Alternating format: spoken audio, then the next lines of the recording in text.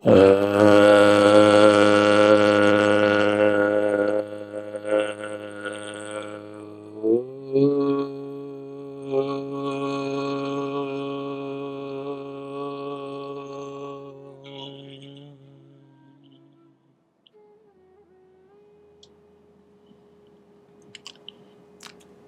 मेरे बहुत ही प्रिय और बेहद सम्मानित साथियों, हृदय की असीम गहराइयों से अभिनंदन, बहुत बहुत हार्दिक स्वागत।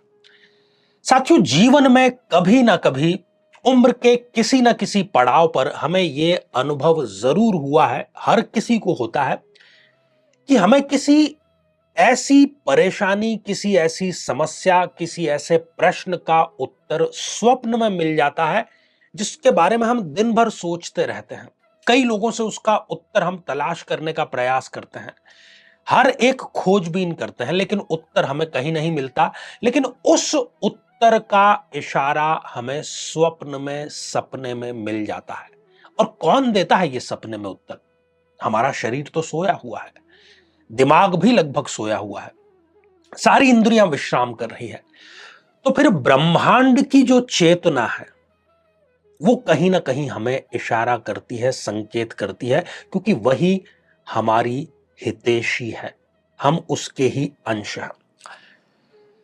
साथियों, आप जानते हैं कि बहुत सारी समस्याएं केवल इसलिए विद्यमान है क्योंकि हम अज्ञान में हैं।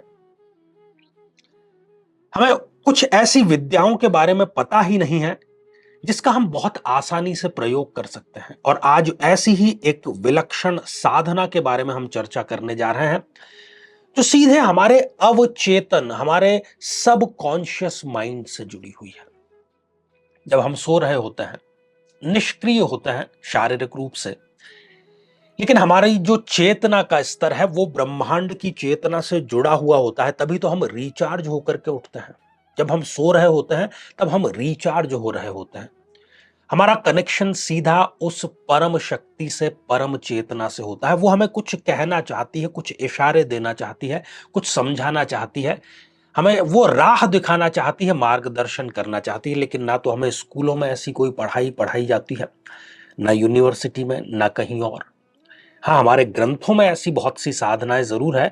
तो एक ऐसा ही शाबर मंत्र और उस पर आधारित ये स्वप्न साधना हम लेकर के आए हैं, और इसका प्रयोग आप कर सकते हैं जीवन भर। जब किसी समस्या, किसी पीड़ा, किसी परेशानी, किसी कष्ट का आपको कोई उत्तर नहीं मिल रहा हो, तो इस साधना के माध्यम से आपको ईश्वर उत्तर देगा, वो भी स्वप्न में, वो भी इशारे या संकेत के रूप में। तो साथियों, ये जो साधना है, स्वप्न साधना, इसकी शुरुआत आपको करनी चाहिए शनिवार से। वो शुक्ल पक्ष का भी हो सकता है, कृष्ण पक्ष का भी हो सकता है। सबसे पहले मैं चाहता हूं कि ये जो विलक्षण मंत्र है, इस मंत्र पर आप दृष्टिपात करें, फिर कुछ जो थोड़ी सी सावधानियां हैं उस पर हम चर्चा करेंगे। तो मंत्र कुछ इस प्रकार है।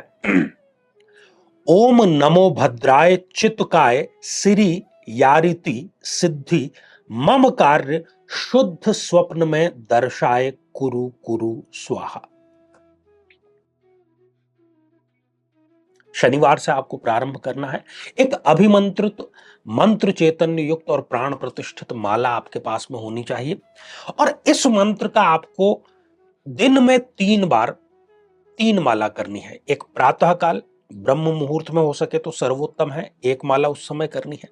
एक दोपहर में करनी है, और एक आपको जब आप शयन के लिए जाते हैं तब शयन से ठीक पूर्व आपको इसकी एक माला करनी है। और दक्षिण मुखी, मतलब आपका जो मुख है वो दक्षिण की तरफ होना चाहिए इस मंत्र का जाप करते हुए। 11 दिनों तक, शनिवार से आप प्रारंभ करेंगे, दिन में 3 बार करेंगे, और लगातार 11 दिनों तक ये आपको कार्य करना है। 11 दिनों तक ब्रह्मचर्य का पालन करना है। ये साधना कर रहे हैं, किसी से इसका जिक्र, किसी से इसके बारे में विवरण आपको नहीं करना है, और पृथ्वी पर आपको शयन करना है। ठीक है, अब ये तो हो गई 11 दिनों की दिनचर्या। अब 11 दिनों के बाद में जब ये सिद्ध हो जाएगा, पूरे समर्पण के साथ में आप करेंगे, तो अब जब भी आपको कोई कष्ट, कोई पीड़ा, कोई परेशानी, क्या करना है, नहीं करना है, उलझन है, तनाव है, उत्तर नहीं कुछ भी आपको मिल रहा है, तो उस दिन आप शयन से अर्थात सोने से ठीक पहले 21 बार इसी मंत्र का जाप करेंगे। और जब इस मंत्र में आपने देखा है कि मम कार्य आया है, तो उस मम कार्य के स्थान पर आपको उस समस्या का विवरण होना चाहिए। मुझे ये करना चाहिए, नहीं करना चाहिए, ये उलझन है, परेशानी है, कष्ट है, क्या निर्णय लें। तो मम कार्य के स्थान पर उस समस्या के बारे में आप विचार करेंगे, उस बात को आप कहेंगे। और 21 बार इस मंत्र का आप जाप करके बाईं और लेफ्ट साइड की करवट लेकर के आप सो जाइए। आप देखेंगे कि आपको स्वप्न में ही परम शक्ति ने, चेतना ने उत्तर दे दिया है, प्रत्यक्ष रूप में या फिर अप्रत्यक्ष रूप में। आपकी उलझन हल हो चुकी है। सुबह आप जागेंगे तो एक नई तरोताजगी के साथ में जागेंगे, एक उत्साह के साथ में जागेंगे, एक आत्मविश्वास के साथ में जागेंगे और आप शुरू हो जाएंगे उस पथ पर चलने के लिए जिसका कि आपको संकेत मिला है, एक नवीन ऊर्जा के साथ। तो साथियों, आज के लिए केवल इतना ही, और इसी मंगल कामना के साथ में कि आप सभी स्वस्थ, समृद्ध और शांतिपूर्वक जीवन व्यतीत करें। नमस्कार।